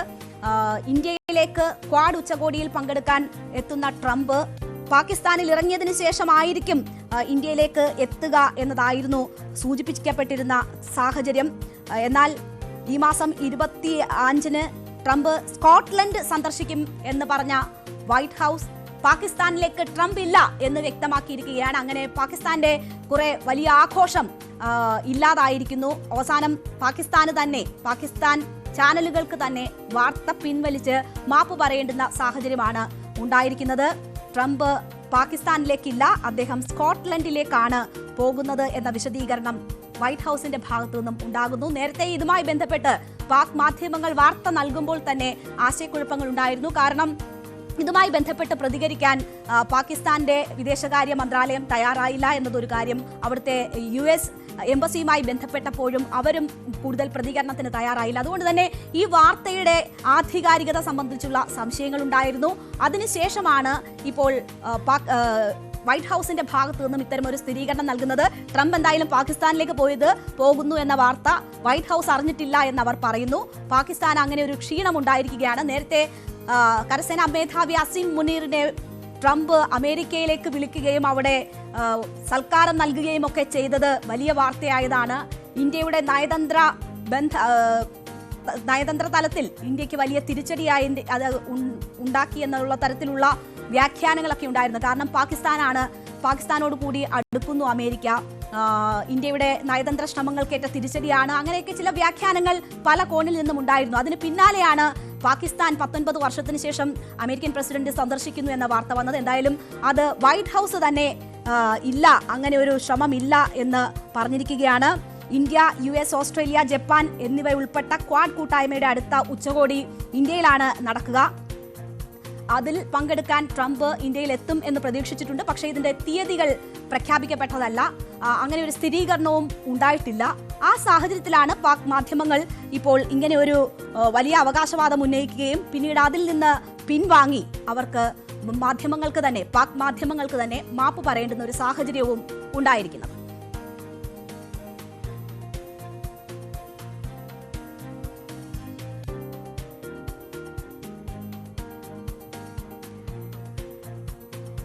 ഇതാണ് നമ്മളുടെ ഇന്നത്തെ ഫോക്കസ് വാർത്തകൾ 5. നമ്മൾ ഇനി പോകുന്നത് എന്നിട്ടെന്തായി എന്ന സെഗ്മെന്റിലേക്കാണ്. ആ സെഗ്മെന്റിൽ നമുക്കറിയാം, നമ്മൾ ഒരുപാട് ചർച്ച ചെയ്ത വാർത്തകളുടെ ഇപ്പോഴത്തെ അവസ്ഥ എന്താണ് എന്ന് പരിശോധിക്കുന്നതാണ് എന്നിട്ടെന്തായി. അത് കാണാം.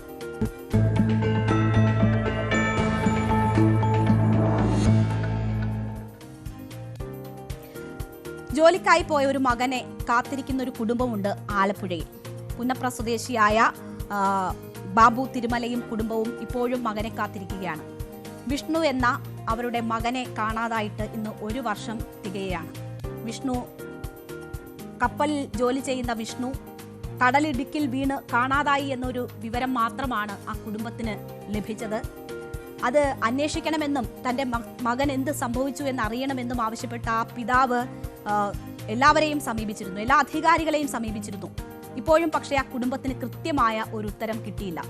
തിരോധാനത്തിന് 1 വയസ്സാകുന്നു.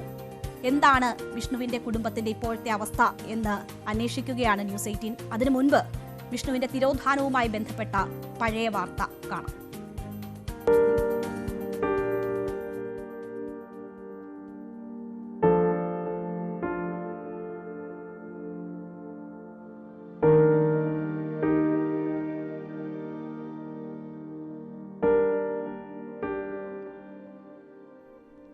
ചെന്നൈയിലെ ഡാൻസായ് മറൈൻ കാർഗോ ഷിപ്പിംഗ് കമ്പനിയുടെ SSI റെസല്യൂട്ട് എന്ന കപ്പലിലെ ട്രെയിനി ആയിരുന്നു വിഷ്ണു.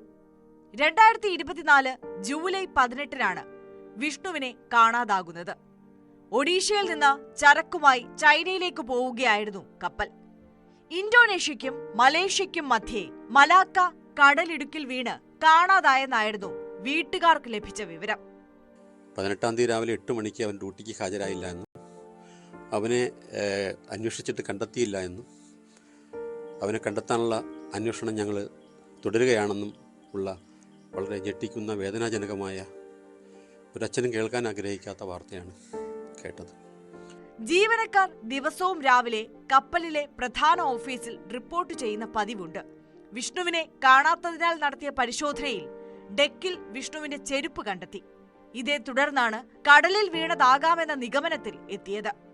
വിഷ്ണുവിനെ കണ്ടെത്താൻ തെരച്ചിൽ നടത്തിയെങ്കിലും ഫലം കണ്ടില്ല. തെരച്ചിലിൽ ഏകോപനമില്ലാത്തതായിരുന്നു കാരണം. മുൻ സർക്കാർ ഉദ്യോഗസ്ഥൻ കൂടിയായ പിതാവ് ബാബു സർക്കാർ സംവിധാനങ്ങളുടെ സഹായം തേടി നിരവധി നിവേദനങ്ങൾ നൽകി. മുഖ്യമന്ത്രി മുതൽ കേന്ദ്ര ഷിപ്പിംഗ് മന്ത്രാലയത്തിന് വരെ പരാതി നൽകി. വിഷ്ണുവിനെ എന്തു പറ്റിയെന്ന് അറിയണമെന്നായിരുന്നു പിതാവിന്റെ ആവശ്യം.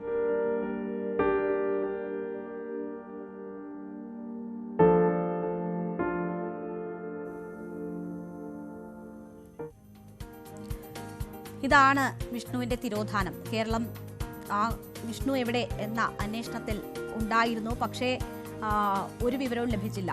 ഇപ്പോൾ 1 വർഷമായിരിക്കുകയാണ്. 2024 ജൂലൈ 18-നാണ് വിഷ്ണുവിനെ കാണാതാകുന്നത്. അതിനുശേഷം 1 വർഷം പിന്നിടുന്നു. ഈ കുടുംബം മുഖ്യമന്ത്രി മുതൽ കേന്ദ്ര ഷിപ്പിംഗ് മന്ത്രാലയം വരെയുള്ള എല്ലാ അധികാരികൾക്കും മുന്നിലെത്തി ഞങ്ങളുടെ മകന് എന്ത് സംഭവിച്ചു എന്നത് അറിയണം, അത് അന്വേഷിക്കണമെന്ന് ആവശ്യപ്പെട്ടിരുന്നു. പക്ഷേ ഇപ്പോഴും ആ കുടുംബത്തിന് യാതൊരു വിവരവും ഇതുമായി ബന്ധപ്പെട്ട് ലഭിക്കുന്നില്ല. വിഷ്ണുവിനെ കാണാതായി 1 വർഷമാകുമ്പോൾ അവിടേക്ക് ആ മാതാപിതാക്കൾക്ക് മുന്നിലേക്ക് ശരണ്യ സ്നേഹജൻ എത്തുകയാണ്. നമുക്ക് ആ റിപ്പോർട്ട് കാണാം.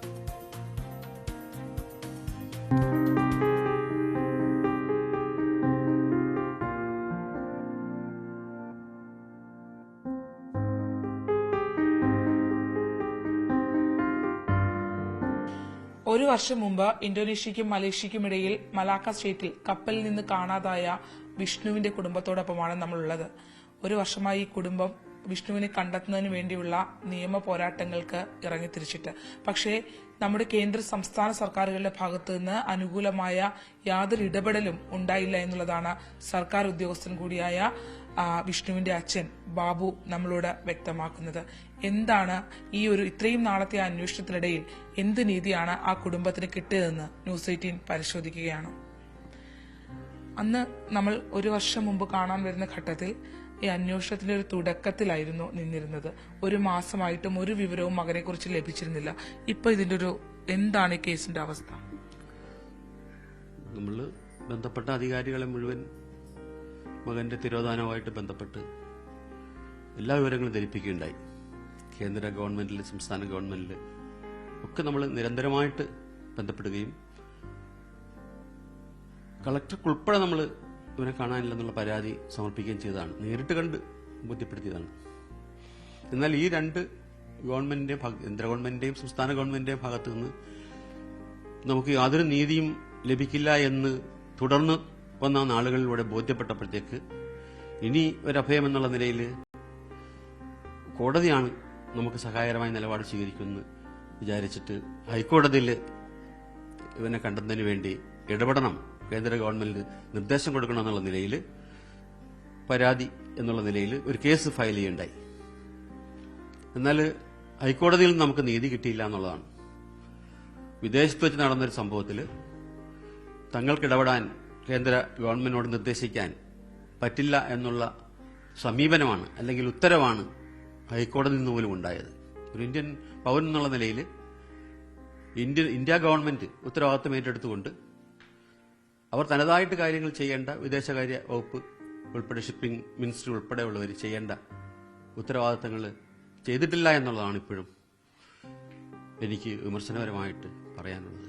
ലീഗൽ മെട്രോളജി വകുപ്പിൽ ദീർഘകാല സേവനം സർക്കാർ സർവീസ് നടത്തിയിട്ടുള്ള ഒരാളാണ് അല്ലെ.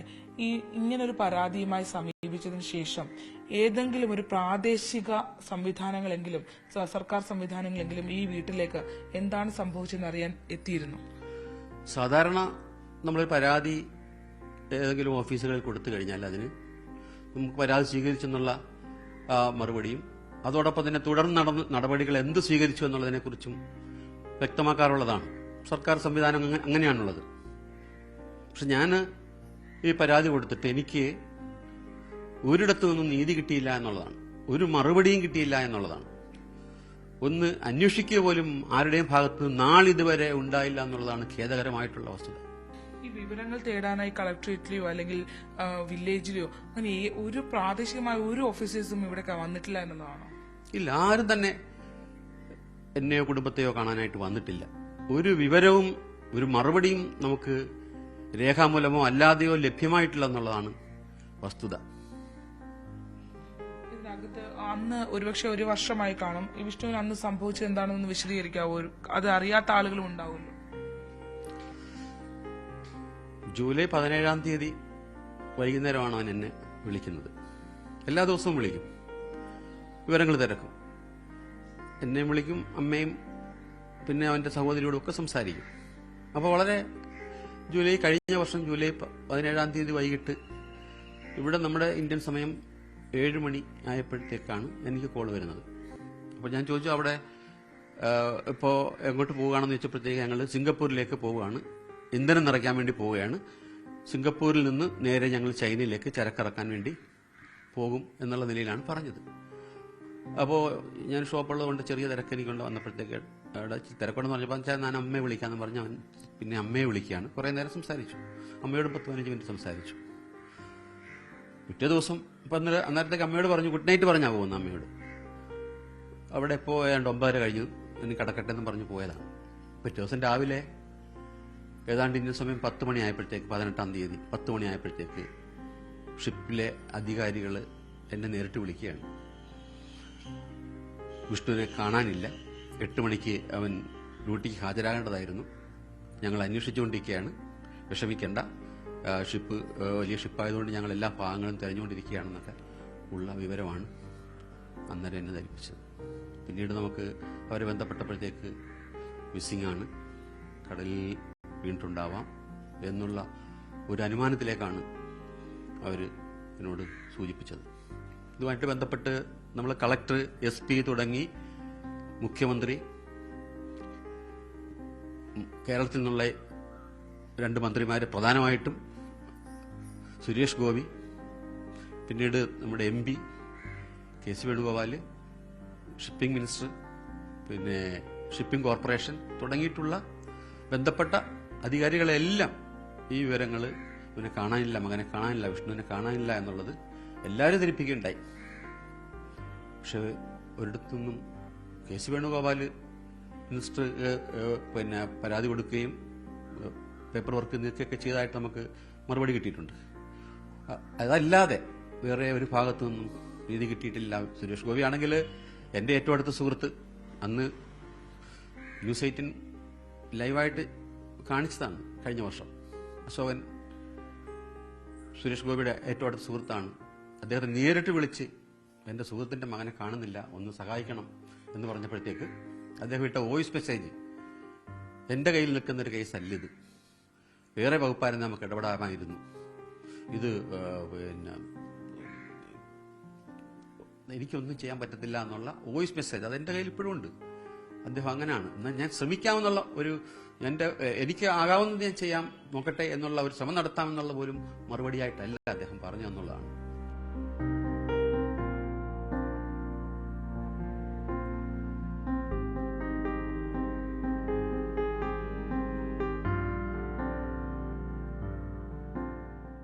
ഒരു വർഷക്കാലമായി തങ്ങളുടെ മകന് എന്ത് സംഭവിച്ചു എന്ന് പോലും തിരിച്ചറിയാനാകാതെ ഒരച്ഛനും അമ്മയും ആലപ്പുഴ പുന്നപ്രയിലെ വീട്ടിലുണ്ട്. മുഖ്യമന്ത്രി മുതൽ കേന്ദ്ര ഷിപ്പിംഗ് മന്ത്രാലയത്തിന് വരെ പരാതി നൽകിയിട്ടും വില്ലേജ് ഓഫീസിൽ നിന്ന് പോലും ഒരു ഉദ്യോഗസ്ഥൻ വിഷ്ണുവിന് എന്ത് സംഭവിച്ചുവെന്നറിയാൻ ഈ വീടിന്റെ പടി കടന്നെത്തിയിട്ടില്ല എന്നുള്ളതാണ് കടുത്ത അനീതി. ആലപ്പുഴയിൽ നിന്നും ക്യാമറമാൻ പ്രശാന്ത് മംഗലശ്ശേരിക്കൊപ്പം ശരണ്യ സ്നേഹജൻ, ന്യൂസ് 18.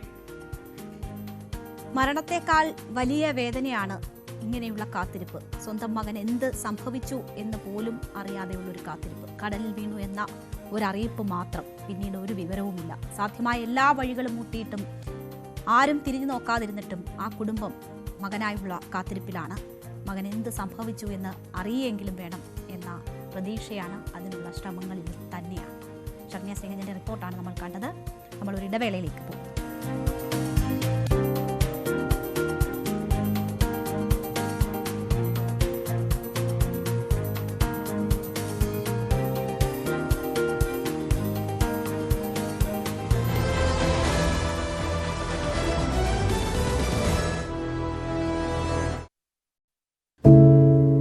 ഒരു മാധ്യമ പ്രവർത്തക എന്ന നിലയ്ക്ക് ഇപ്പോൾ ഏറ്റവും കൂടുതൽ കൈകാര്യം ചെയ്യേണ്ടി വരുന്നത് ലഹരിയുമായി ബന്ധപ്പെട്ട വാർത്തകളാണ്.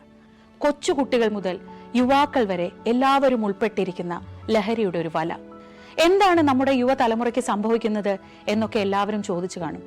പക്ഷേ അവരുടെ പ്രശ്നങ്ങളെ, അത് കുട്ടികൾ മുതൽ യുവാക്കൾ വരെ, അവരുടെ പ്രശ്നങ്ങളെ കേൾക്കുന്നതിന്, മനസ്സിലാക്കുന്നതിന്, ഒരു പരിഹാരം പറയുന്നതിന് മുതിർന്നവരായ നമുക്ക് എത്രമാത്രം കഴിയുന്നുണ്ട്? അവരിൽ ഉണ്ടാകുന്ന ചെറിയ മാറ്റങ്ങൾ നമ്മൾ തിരിച്ചറിയാറുണ്ട്. അവരുടെ ചുറ്റുമുള്ളത് ഒരു മായാലോകമാണ്. സോഷ്യൽ മീഡിയയുടെ, വീഡിയോ ഗെയിമുകളുടെ, സിനിമയുടെ, വാർത്തയുടെ വലിയ വിവരശേഖരത്തിന്റെ ലോകം.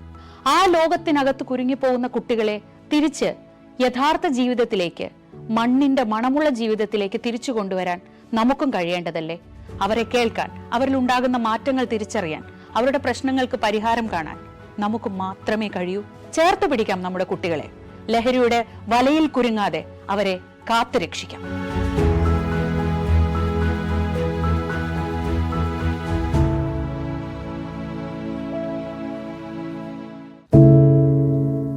എന്തുപറ്റി നമ്മുടെ നാടിന് എന്ന് ചോദിച്ചു പോകുന്ന കാര്യങ്ങളാണ് ഇപ്പോൾ സംഭവിക്കുന്നത്. എന്തൊക്കെയാണ് നമ്മുടെ യുവതലമുറ തെരുവുകളിൽ കാട്ടിക്കൂട്ടുന്നത്? കൊല്ലാൻ പോലും മടികാട്ടാത്ത ഇവർ സ്വബോധത്താൽ ഇങ്ങനെയൊന്നും ചെയ്യില്ല. നാടിന്റെ അഭിമാനമായി വളരേണ്ട യുവത്വത്തെ ഇങ്ങനെ പോകാൻ അനുവദിച്ചുകൂടാ. നമ്മൾ ഓരോരുത്തരും മാതാപിതാക്കൾ കൂടിയാണ്. നേർവഴിക്ക് നടത്താൻ, തെറ്റുകൾ പറഞ്ഞു മനസ്സിലാക്കാൻ നമുക്ക് കഴിയണം. ഇപ്പോഴത്തെ അക്രമ സംഭവങ്ങളിൽ 99% ലഹരിയുടെ, പ്രത്യേകിച്ച് ഗുരുതരമായ ആരോഗ്യ പ്രശ്നങ്ങളിലേക്ക് കൊണ്ടുവന്നെത്തിക്കുന്ന ഡ്രഗ്സിന്റെ ഉപയോഗമുണ്ടെന്ന് മനസ്സിലാക്കിയിട്ടുണ്ട്. ഇത് നിസ്സാരമല്ല. കണ്ടില്ലെന്ന് നടിക്കാൻ ആർക്കുമാവില്ല. ജീവിതം ഒട്ടേറെ ബാക്കിയുണ്ടെന്ന് യുവതലമുറ മനസ്സിലാക്കണം. സ്നേഹിക്കാൻ, സർഗാത്മകത, ലഹരിയുടെ സഹായമില്ലാതെ വളർത്താൻ അവർക്ക് കഴിയണം. നിയമത്തിന്റെ ശക്തി അവരെ ബോധ്യപ്പെടുത്തണം. Say no to drugs, a big yes to life.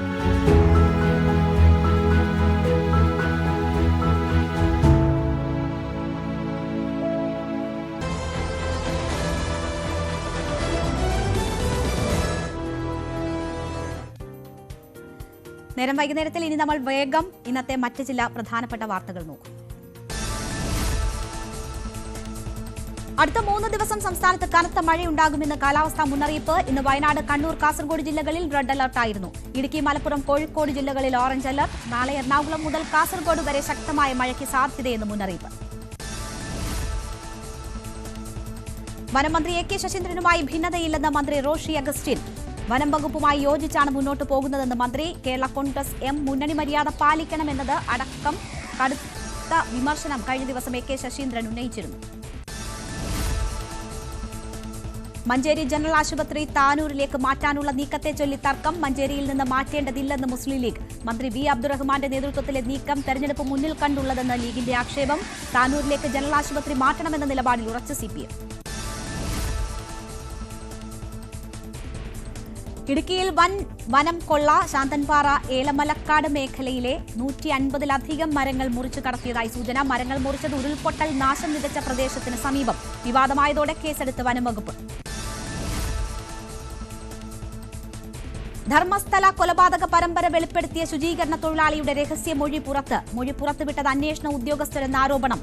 Dharmasthala പോലീസിനെതിരെ സുപ്രീംകോടതി ചീഫ് ജസ്റ്റിസ്, കർണാടക മുഖ്യമന്ത്രി എന്നിവർക്ക് പരാതി.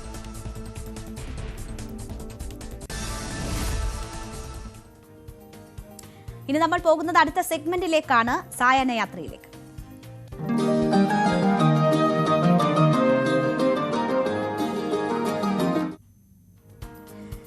നമ്മൾ പോകുന്നത് തിരുവനന്തപുരത്തെ ഒരു ടീ ഷോപ്പിലേക്കാണ്.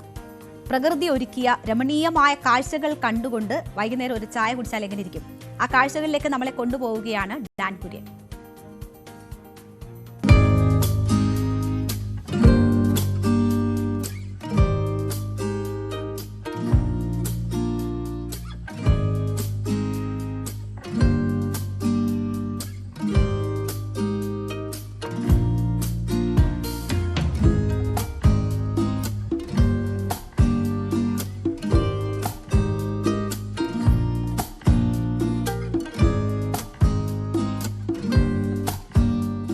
ശംഖുമുഖത്ത് നിന്ന് തിരുവനന്തപുരം ഡൊമസ്റ്റിക് എയർപോർട്ടിലേക്ക് പോകുന്ന വഴിയരികിലാണ് ഞാനിപ്പോൾ നിൽക്കുന്നത്.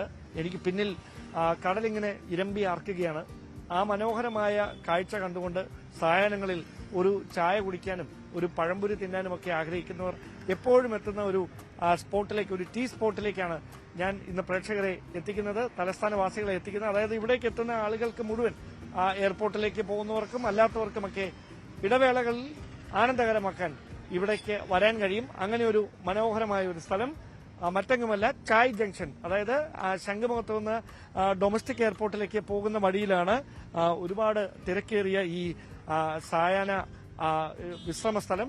ഇവിടെ മറ്റ് സംസ്ഥാനങ്ങളിൽ നിന്നുള്ള ആളുകൾ ഉൾപ്പെടെ ഈ സമൂഹ മാധ്യമങ്ങളിലൂടെ ഇവരുടെ ഈ റീൽസിലൂടെയും മറ്റും ഇതിന്റെ പേര് കേട്ട് ഇവിടേക്ക് എത്തുന്ന ഒരു സ്പോട്ടാണ്. എന്തായാലും ഇവിടുത്തെ ഭക്ഷണം എങ്ങനെയുണ്ട്, ചായ എങ്ങനെയുണ്ടെന്ന് നമുക്ക് തന്നെ ഒന്ന് നോക്കാം.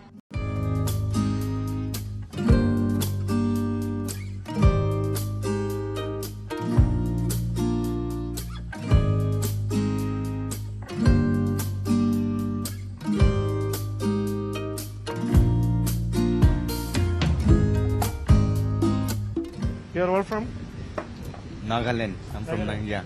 How is the tea and snacks here? It's good. Good. Yeah. Is it your first time visiting? Yeah, first time. How is it?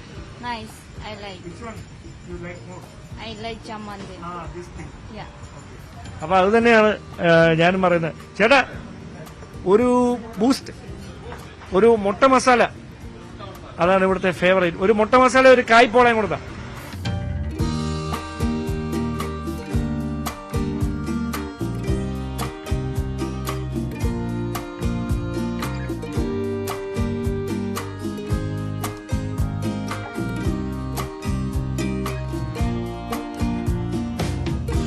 ഞങ്ങളിവിടെ സാധാരണയായി എത്തുമ്പോൾ പരീക്ഷിക്കാറുള്ള ഒരു പലഹാരമാണിത്. അതായത് മുട്ട മസാല, കായ്പോള, പിന്നെ ഇവിടെ ഭയങ്കര രുചികരമായ ഒരു ചമ്മന്തിയുണ്ട്. അപ്പോൾ ഈ ചമ്മന്തിയിൽ ഈ കായ്പോള ഇങ്ങനെ മിക്സ് ചെയ്ത് കഴിക്കുന്നത് എനിക്ക് ഒരുപാട് ടേസ്റ്റി ആയിട്ട് തോന്നിയിട്ടുള്ള ഒരു ഐറ്റമാണ്. ഓരോരുത്തർക്കും ഓരോ താല്പര്യങ്ങളാണ്. ഈ മുട്ട മസാലയും കായ്പോളയുമാണ് ഇവിടുത്തെ ഏറ്റവും രുചികരമായിട്ടുള്ള രണ്ട് ഫേവറേറ്റ് ഡിഷസ്. ഇതിനുവേണ്ടിയാണ് കൂടുതൽ ആളുകൾ, ഞാൻ നേരത്തെ സൂചിപ്പിച്ച പോലെ മറുനാടുകളിൽ നിന്ന് വരെ ഇവിടേക്ക് ആളുകൾ പറഞ്ഞു കേട്ട് എത്തുന്നത് ഈ മുട്ട മസാല. അതാണ് ഇവിടുത്തെ ഏറ്റവും ഫേവറേറ്റ് ആയിട്ടുള്ള ഒരു സ്നാക്ക് ഐറ്റം.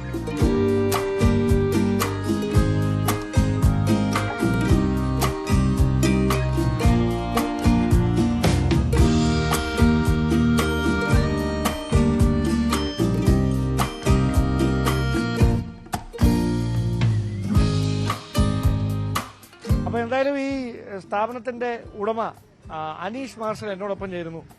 നമ്മൾ ഇടയ്ക്കിടയ്ക്ക് കാണുന്നതായിരുന്നു. അപ്പൊ ഇപ്പം മഴ സമയമാണ്. അപ്പൊ എങ്ങനെയുണ്ട് വൈകുന്നേരം? തിരക്കുണ്ട്. ഞങ്ങൾ വന്നപ്പോൾ സാധാരണ എങ്ങനെയാണ് മറ്റ് സമയങ്ങളെ അപേക്ഷിച്ച് വരുന്നതാണ്, എന്നാലും കുഴപ്പമില്ല. തിരക്കൊണ്ട് നേരങ്ങളിലാണോ അതോ എപ്പോഴാണ്? വൈകിട്ട് 3 മണി തൊട്ട് രാത്രി 12 മണി വരെയാണ്. 12 മണി വരെ ഉണ്ട്. രാത്രി 12 മണി വരെയാണ്. അപ്പൊ ഇതെന്താണ് നമ്മുടെ സിഗ്നേച്ചർ ഐറ്റം? മുട്ട മസാല, പഴംപൊരി ബീഫ്, അതാണ് സ്ഥിരം പോകുന്നത്. പിന്നെ മുട്ട മസാല, മുട്ടമടക്ക്, സൽക്കാരപ്പെട്ടി, കായ്പോള എന്ന് പറയുന്ന കുറെ മലബാർ ഐറ്റംസ് വെച്ചിട്ട് വെറൈറ്റി ചായാസ്, അതായത് ginger tea, lemon tea, passion fruit tea, അതുപോലുള്ള ഇതൊക്കെയാണ് ഇങ്ങനെ പോകുന്നത്.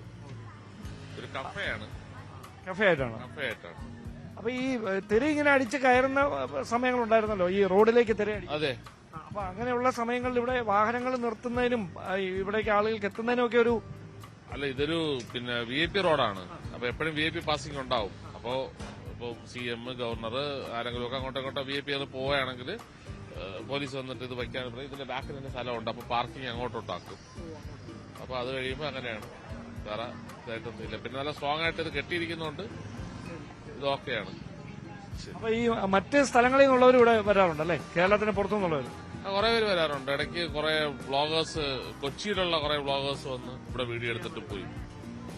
അപ്പോൾ അതൊക്കെയാണ് വിശേഷങ്ങൾ. എന്തായാലും ഈ വിമാനത്താവളത്തിലേക്ക്, ശംഖുമുഖത്തുകൂടി വിമാനത്താവളത്തിലേക്ക്, ഡൊമസ്റ്റിക് എയർപോർട്ടിലേക്ക് പോകുന്ന യാത്രക്കാർക്കും വൈകുന്നേരങ്ങളിൽ ഈ തലസ്ഥാനത്തുനിന്ന് ജോലിയുടെ തിരക്കും മാനസിക സമ്മർദ്ദങ്ങളും ഒക്കെ വിട്ട് ഒന്ന് അല്പനേരം ഒരു സന്തോഷത്തോടെ ചെലവഴിക്കണമെന്ന് ആഗ്രഹിക്കുന്നവർക്കുമൊക്കെ ശംഖുമുഖത്തുനിന്ന് ഒരു അല്പം കൂടി മാറി, ഒരു 500 മീറ്റർ കൂടി മാറി ഈ കാർഗോ സെക്ഷൻ അടുത്തുള്ള ഈ ചായ ജംഗ്ഷൻ എന്ന കടയിൽ വരാം. ഇവിടുന്ന് ചൂട് ചായയും പഴംപൊരിയും ബീഫും ഒക്കെ കഴിക്കാം.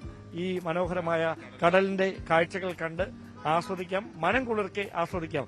അപ്പോൾ ഇനി അടുത്ത ചായ സ്പോട്ടിലേക്ക് പ്രേക്ഷകരെ എത്തിക്കുന്നവരെ ഗുഡ് ബൈ. ക്യാമറമാൻ സന്തോഷ് കുമാറിനൊപ്പം ഡാൻ കുര്യൻ, ന്യൂസ് 18. സമയം ഇത് ആയതുകൊണ്ടാണോ എന്ന് എനിക്കറിയില്ല. എന്തായാലും കടൽ കാഴ്ചകളെക്കാൾ എന്നെ ഏറ്റവും കൂടുതൽ ആകർഷിച്ചത് അവിടുത്തെ വിഭവങ്ങളാണ്. എന്തായാലും ഡാൻ കുര്യൻ പറഞ്ഞതുപോലെ അവിടെ ഒന്ന് പോകാൻ തന്നെ തീരുമാനിച്ചിരിക്കുകയാണ്. എന്തായാലും ഇന്ന് വാർത്തകളും വിശേഷങ്ങളും ഒക്കെ ഇവിടെ അവസാനിക്കുകയാണ്. വൈകുന്നേരം ഇവിടെ പൂർണ്ണമാകുന്നു. ഇടവേളയ്ക്ക് ശേഷം ലൈവ് at 6 കാണാം. ബൈ.